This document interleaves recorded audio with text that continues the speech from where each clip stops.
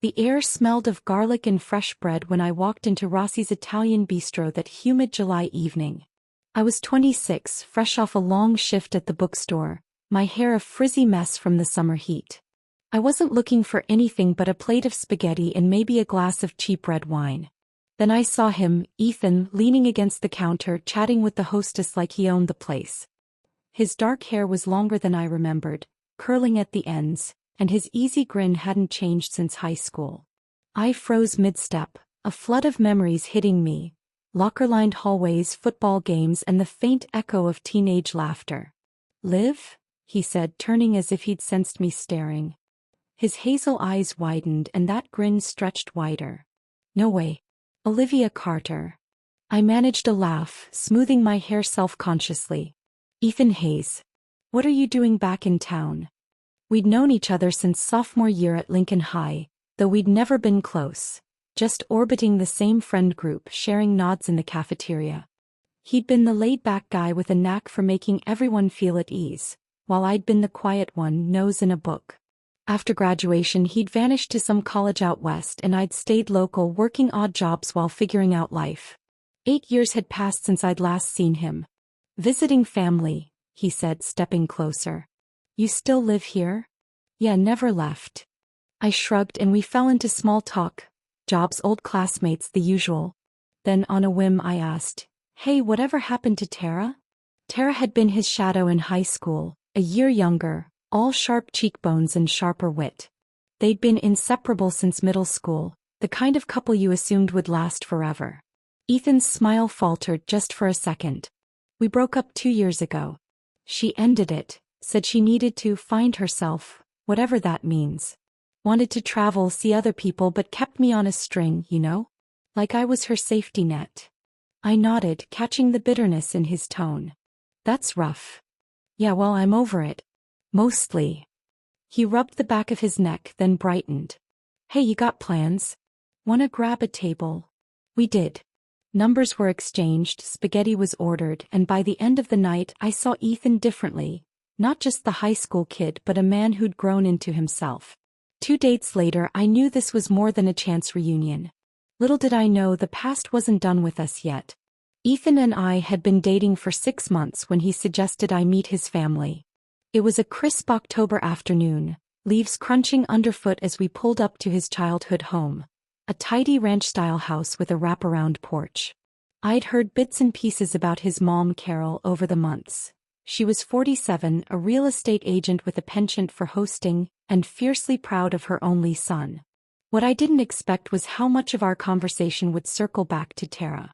"She's like a second daughter to me," Carol said, pouring iced tea in the kitchen.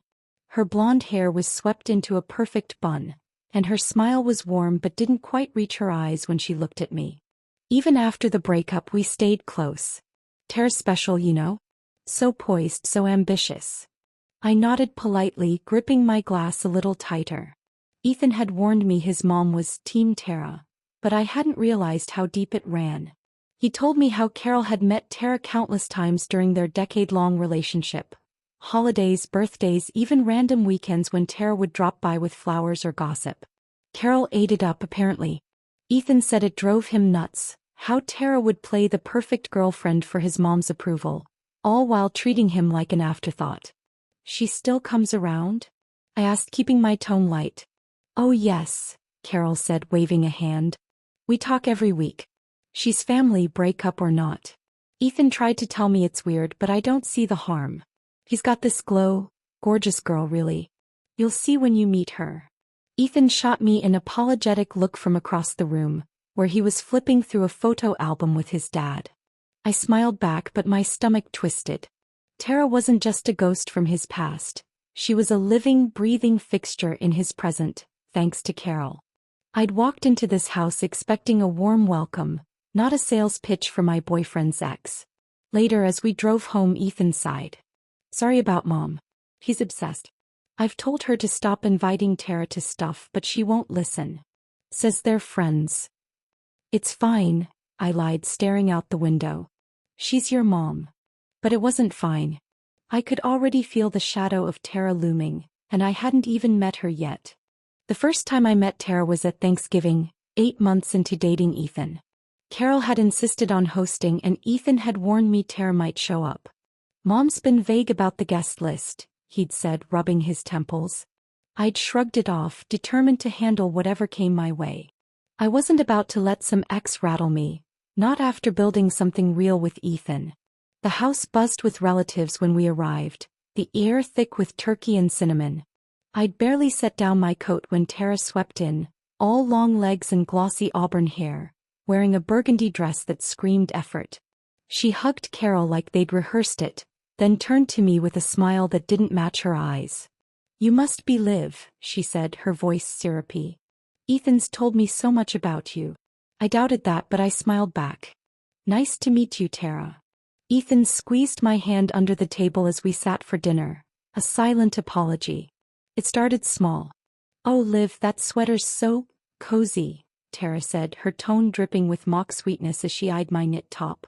I could never pull off something so casual. Later, as I helped clear plates, she chimed in, "You're tiny, aren't you? What are you, 5'2"? I forget how cute short girls can be." The table chuckled and I forced a laugh, feeling the sting. Ethan caught on fast. "Tara, knock it off," he muttered, but Carol jumped in before he could finish. "Oh honey, she's just teasing.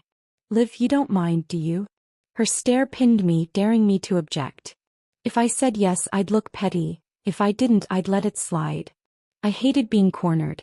"Nope, all good," I said, my voice steady. Tara's smirk faltered, like she'd expected me to crumble. Carol looked annoyed too, which told me I'd dodged their trap. Ethan leaned over later, whispering, "You okay?" I nodded, but inside I was seething, not at Tara's jabs but at how Carol enabled her. Driving home, Ethan apologized. "I'll tell Mom to cut it out," he said. "No," I replied, staring ahead. "Let them keep going. I'm not scared of them." He frowned, surprised, but didn't argue. I wasn't sure if I'd made the right call, but I'd be damned if I let them think they'd won. The next 3 years were a quiet war I didn't sign up for but refused to lose. Every family gathering, birthdays, Easter, random Sunday barbecues, came with Tara's presence, courtesy of Carol's open invitations. Ethan and I had been together for over a year by then, engaged for 6 months and married just shy of 2, but Tara remained a fixture. I'd walk into Carol's house, arms full of a casserole or a bottle of wine, and there she'd be, perched on the couch like she belonged, her laughter cutting through the room. It wasn't just that she showed up. It was how she and Carol worked in tandem. "Oh, Liv, you're so practical with those flats," Tara would say, her heels clicking as she crossed the room. Or Carol would chime in, "Tara used to make this amazing tiramisu for Ethan. Remember that, hon? She's got such a flair." They'd reminisce about old dates Ethan and Tara had, like the time they'd gone camping and she'd charmed a park ranger into giving them extra firewood. Ethan would tense beside me, his jaw tight, but I'd just smile and sip my drink, acting like it didn't faze me. I'd decided early on not to give them the satisfaction of a reaction. If I snapped, they'd paint me as jealous or insecure, ammo for Carol to whisper to Ethan, "See, Tara was better." So I played it cool even when Tara accidentally spilled wine on my skirt at a 4th of July picnic, or when Carol sighed. Tara would have been such a fun daughter-in-law, always up for an adventure. Ethan tried to intervene once, telling his mom, "Enough," but I stopped him. "I've got this," I said, squeezing his arm. He didn't push, trusting me to handle it my way. It wasn't easy. Some nights I'd lie awake replaying their digs, wondering why I was fighting so hard to prove I didn't care. But Ethan was worth it. His steady presence, the way he'd pull me aside after to say, "You're amazing, you know that?" kept me going. Carol and Tara could throw their barbs, but as long as he was mine, I'd outlast them. I wasn't about to break first. Carol's 47th birthday party was the match that lit the fuse. It was a Saturday in late September, the backyard strung with fairy lights, a playlist of oldies humming through the speakers. Ethan and I had planned to duck out early. His best friend from work, Mike, was throwing a housewarming party the same night, and Ethan was eager to celebrate something normal for once. But Carol had guilted him into staying. "It's my birthday, Ethan. You can't miss it," she'd said over the phone, her voice thick with expectation. So there we were, me in a navy dress, him in a button-down, bracing for the usual. Tara arrived like she was walking a red carpet. Gold dress, hair swept into an updo, a stark contrast to the casual vibe. Carol, overdressed in a sparkly blouse, beamed at her.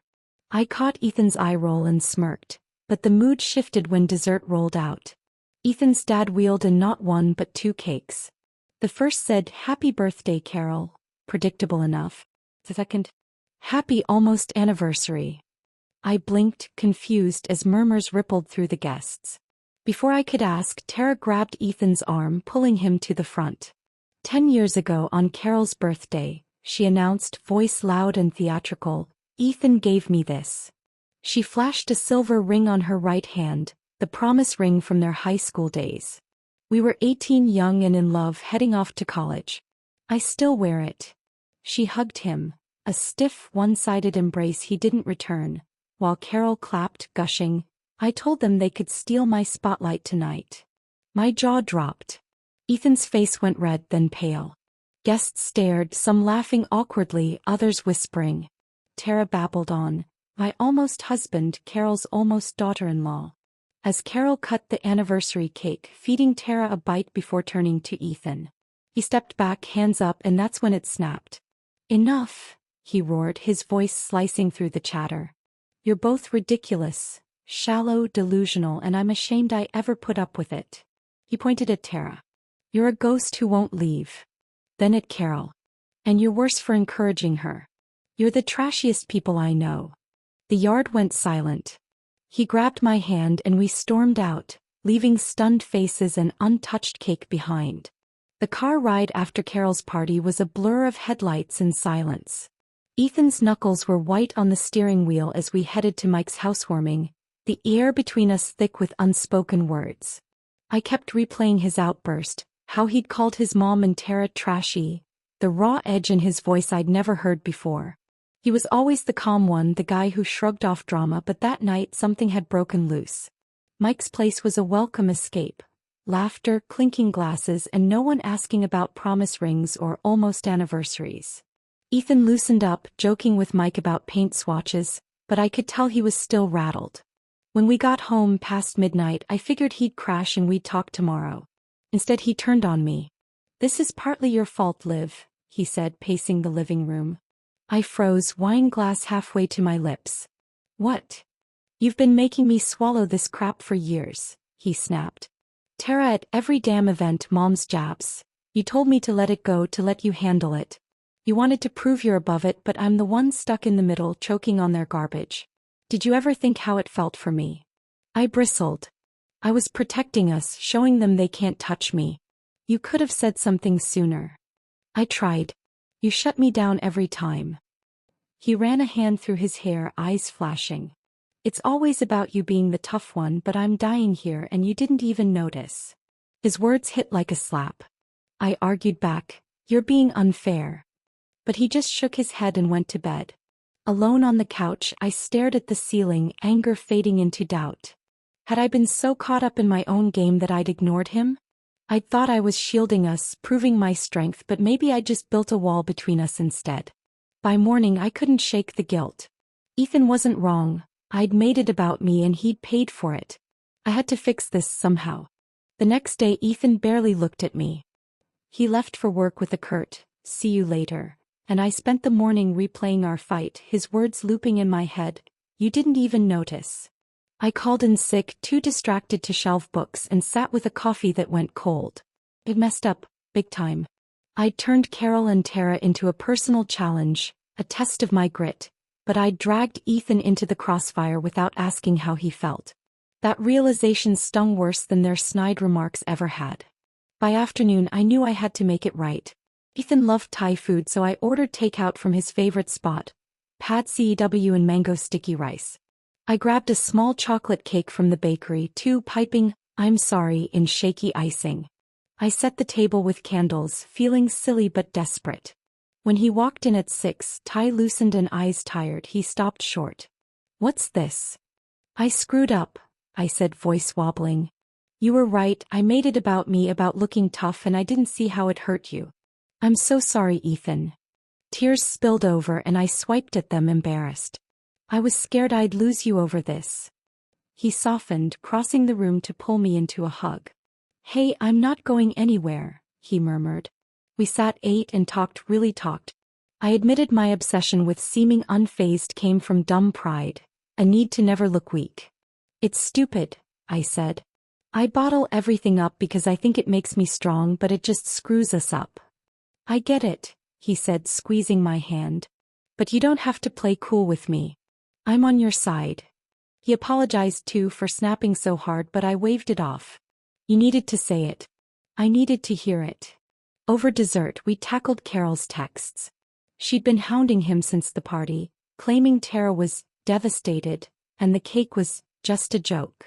We rolled our eyes, united again. No more, Ethan said. We're done with her games. I nodded, relief washing over me. For the first time I felt like we were a team, not just me versus them. A week after our reconciliation, Ethan and I blocked Carol on everything. Phone, social media, email. It felt like cutting a cord, liberating but heavy. He told his dad, Greg, he was done talking to her, and Greg just sighed, I get it, son, but stayed out of it as always.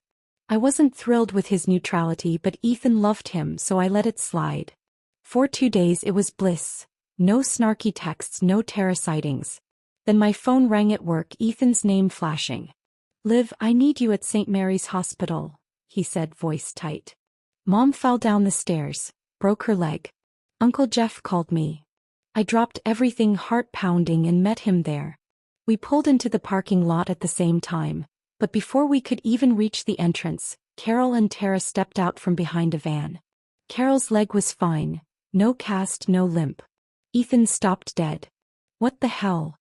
We had to get you here, Carol said, hands on her hips. Tara nodded, arms crossed. You blocked us everywhere, Ethan. This was the only way. I stood there, dumbfounded, as they ignored me completely. Tara launched into a speech. That party thing was a prank, okay? I didn't mean to upset you. It was supposed to be funny. Carol backed her up. Exactly. You overreacted, honey. We're just trying to talk. Ethan's face darkened. A prank? You faked an injury to trick me here. That's not funny, it's insane. His voice rose. You don't get it, do you? I'm done. Both of you, fuck off. He turned, grabbing my arm, and we headed for our cars. Carol lost it, screaming after us, You ungrateful brat. After everything I've done. Her voice echoed, shrill and unhinged, but we didn't stop. In the car, Ethan muttered, She's lost her mind. I agreed, but hours later, while I was back at work, my phone buzzed. A new number. Carol's voice blasted through before I could hang up. A 15-second tirade of curses and blame. I blocked it, hands shaking. She hadn't just pushed Ethan, she'd crossed a line with me too. 3 days after the hospital stunt, I was still on edge, but I tried to stick to routine. Thursdays were my treat day. I'd stop at Brew Haven near the bookstore for a caramel frappuccino, a small reward for surviving the week. That day I pushed through the door, the bell jingling, and froze. Carol and Tara were at a corner table, coffees in hand, watching me. Before I could back out, they were up, storming toward me. Liv, we need to talk, Carol snapped, but she didn't wait for a reply. She flung her coffee at me, hot, bitter liquid splashing my face and chest. Tara followed, dumping hers too, then grabbed whipped cream from her cup and smeared it into my hair. I gasped, stunned, the cold stickiness dripping down my neck. They stood there, smirking as if they'd won something. I couldn't move, couldn't think, until the baristas rushed over. Oh my God, are you okay? One asked, shoving napkins at me. Another grabbed a towel and they wiped me down while customers gawked. Carol and Tara slipped out in the chaos, but someone, a guy in a plaid shirt, asked, Want me to call the cops? I nodded, still dazed. The police came, took my statement, and tracked them down. It was just a misdemeanor, petty assault, so they got off with a fine and a warning, but it went on their records. Ethan was livid when I told him, soaked and sticky at home. This is insane, he said. We're done playing nice. We filed for a restraining order the next day, citing the party, the hospital lie, and now this. It wasn't just about me anymore. It was about safety. That night I broke down. They could have done worse. I whispered, staring at my ruined blouse. They know where I work, where we live. Ethan pulled me close. We're moving, he said. We've got the savings and I'm done with them, Dad too. Greg had stayed silent even after this, and Ethan cut him off after a heated call. I didn't argue. For once I wasn't pretending to be fine. I was scared and I let myself feel it. A week after the coffee incident, the restraining order was finalized. Carol and Tara were legally barred from contacting us, and the weight of it felt like a door slamming shut. Firm final. Ethan and I sat on our couch that night, a half-packed moving box between us, and exhaled. We'd found a new place. An apartment 2 towns over, smaller but ours, with a balcony and no ghosts from his past. The lease was signed, the move set for next month. It wasn't just a change of address, it was a reset. I'd been rattled since the coffee shop, jumping at shadows, but pressing charges and getting the order helped. Ethan wanted to blast it all online, name them, shame them, but I stopped him. I just want it over, I said, and he nodded, letting it go.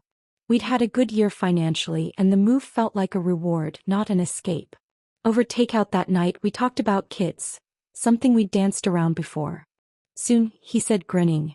No in-laws to crash the party. I laughed, imagining a life where our family was just us, no Carol, no Tara, no Greg. Cutting off his dad was the last thread. After Greg refused to step in, even after the assault, Ethan called him. You're either with me or her, he'd said. Greg chose silence and Ethan hung up. He's always been spineless, Ethan muttered later, but I saw the hurt in his eyes. I kept quiet. Greg's absence was his loss, not ours. The next day I tossed my stained blouse, a relic of that Thursday, and felt lighter. We weren't running, we were choosing peace. You okay? Ethan asked, taping a box. Yeah, I said, meaning it. We're good. No more pretending I didn't care, no more bottling it up. I'd learned that strength wasn't ignoring pain, it was facing it with him. Carol and Tara could rot in their petty world. We were building something better, one unpacked box at a time.